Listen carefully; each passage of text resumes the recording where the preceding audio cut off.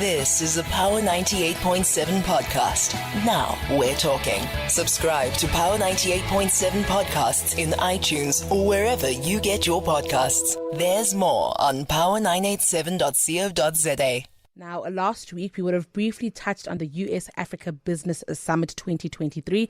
It was in Gaborone, more popularly known as GABS, for those who call it that in Botswana. It was concluded just at the end of last week. Now, it saw leaders from the United States as well as Africa gather there to really speak about various things. One of the things that was on the agenda was AGOA. We know we keep hearing about AGOA, especially as South Africa enters a precarious time in how we've managed our geopolitical issues. But we do have Aline Varre, who's the Director of Strategy and Business Development at the Foundation for Partnership Initiatives in Niger Delta, joining us in studio to talk to us about, the summit, some of the key takeaways there, and some of the important themes that she believes will be brought forward. Aline, thank you so much for your time. Good evening. Thank you for having me. Aline, let's talk about the summit.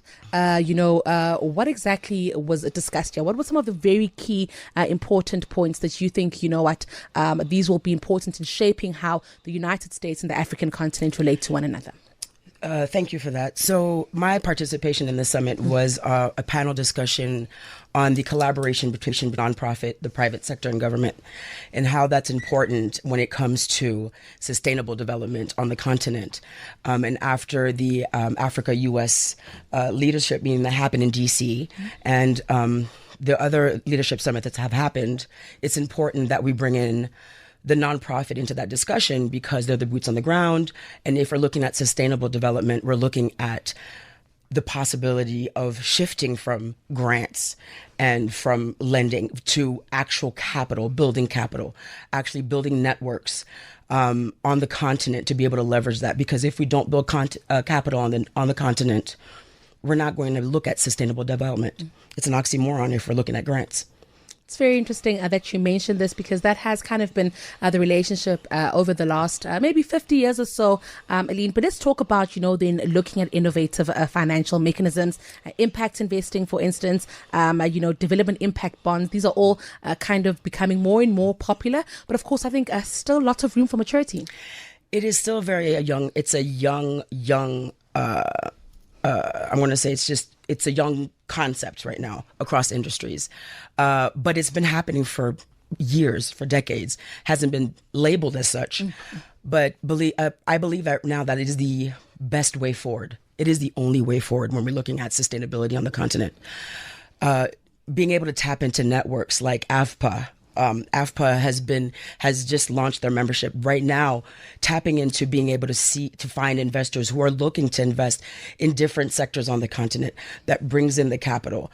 Looking at who are the community connects to be able to leverage what is needed to build businesses, to bring in the international world, not as Africa as a continent where things can happen, but basically Africa as the continent that sits at the table and that says, here, we have a business opportunity. This is what we can offer, and be a part of that conversation and to drive the capital in. I must ask you about, you say the panel you sat on was looking at nonprofits, the private sector, as well as government, how we can all be working together while we haven't been really working together a while. Aline, I'm keen to find out what are some of the, issues you've identified here that make you think, this is not how it should be working. And we certainly should be, just having better conversations. Absolutely. Well, to start with, the industries have been siloed for multiple reasons.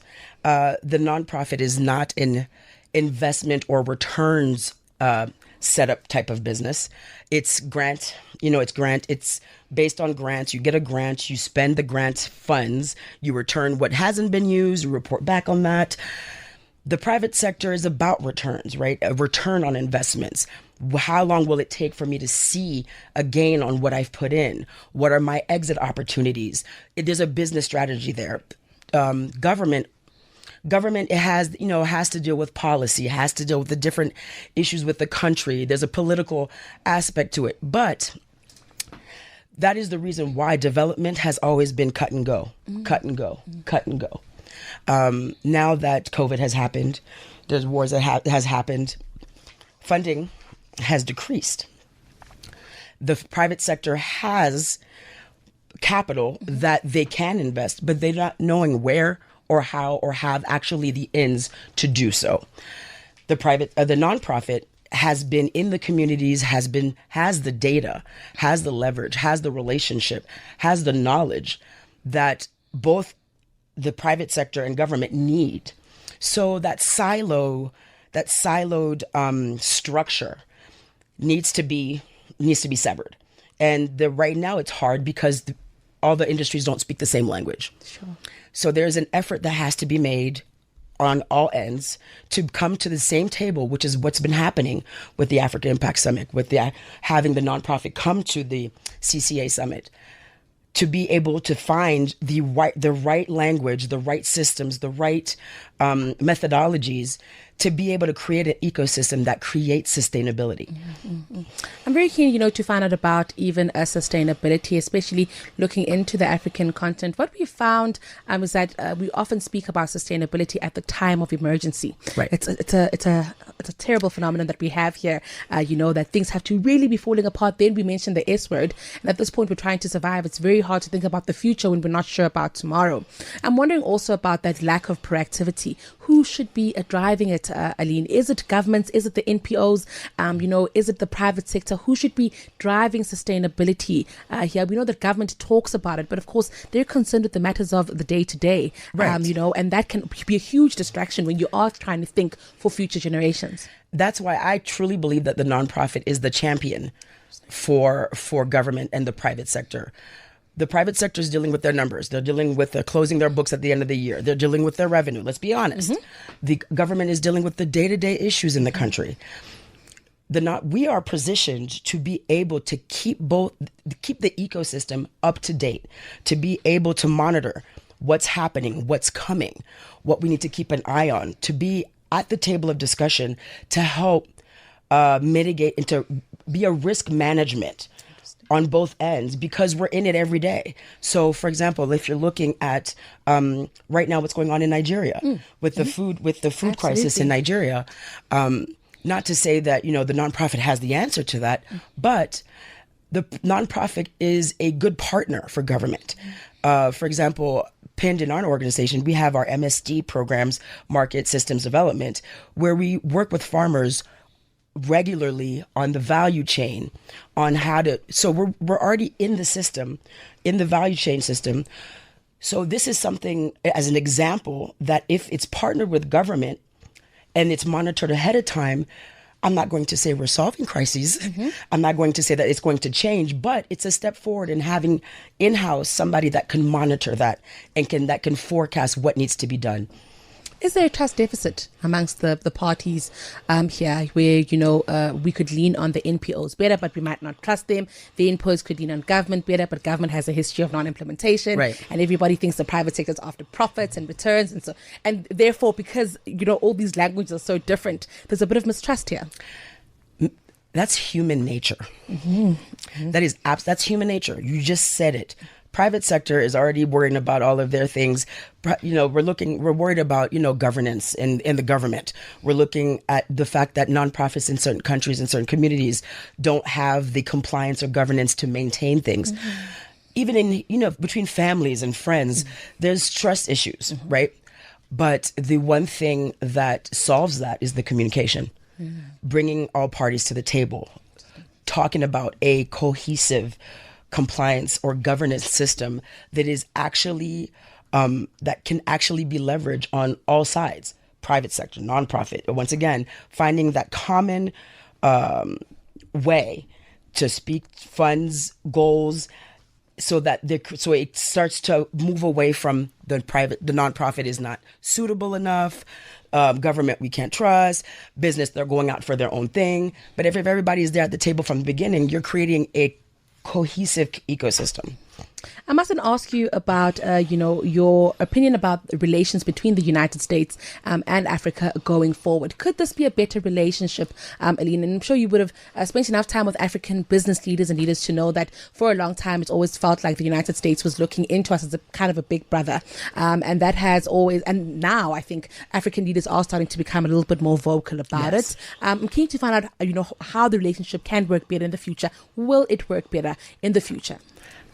I'm an optimist. Okay, that's good. I am an optimist. Wonderful. And I like to forecast. So I am actually from Senegal and the Cape Verde Islands, and I grew up in the States.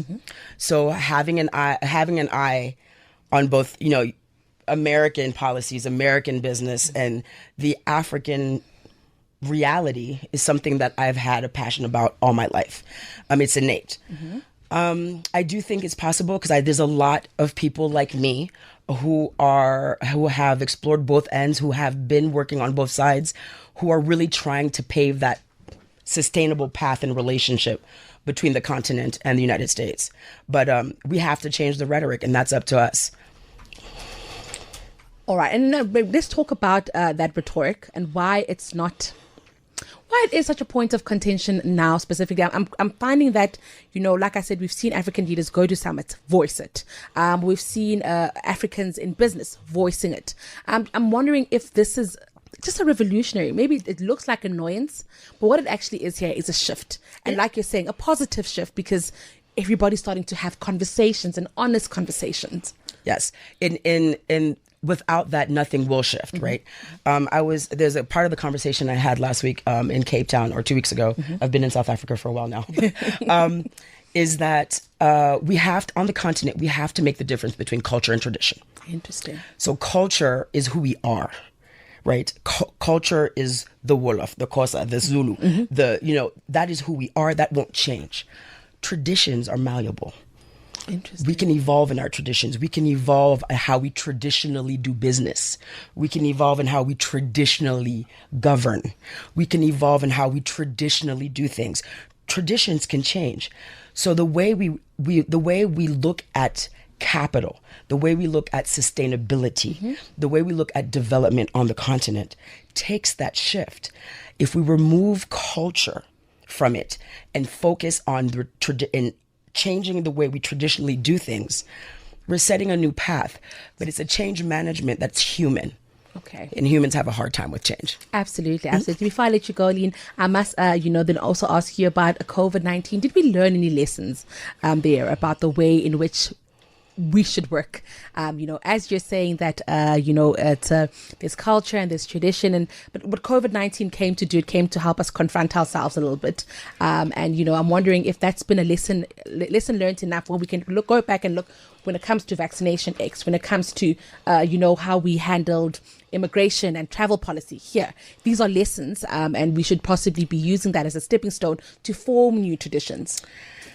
So COVID-19 was a lesson learned in the fact that we are a reactive world, not a proactive world. The other lesson was no one is at bay from the things happening. No one's at bay from sickness. No one's at bay from poverty. No one's at bay. The other part is that the continent did a lot better than the Western world in terms of keeping COVID sustained. So there's a little look at the continent, at what it is that we have doctors, we have business people, we have actual ways of doing things that now the rest of the world is looking at. Let's let the rest of the world invest, and think those conversations will keep on going, and those results will keep on going. Well, I'd like to thank you so much for gracing us with your presence this evening, and I hope we can keep chatting. It's been great talking to you and just hearing your thoughts and insights. Thank you so much for coming. Appreciate it. Thanks for having me. And that was Aline Varre. She's the Director of Strategy and Business at the Foundation for Partnership in the Niger Delta, speaking all things, just recapping on the panel that she would have participated in at the US Africa Business Summit, but really speaking about partnerships here. How can we partner better, NPOs, government, the private sector, to ensure that we see a more sustainable African continent? We have this youth population that is up and coming. It is dangerous at this point to allow that generation to come online into the mainstream economy without empowering them and without giving them a sustainable world economies, structures, infrastructure to live and work with. Thank you so much, Aline, for your time. Again, appreciate it. You've been listening to a Power 98.7 podcast. For more podcasts, visit power987.co.za or subscribe wherever you get your podcasts.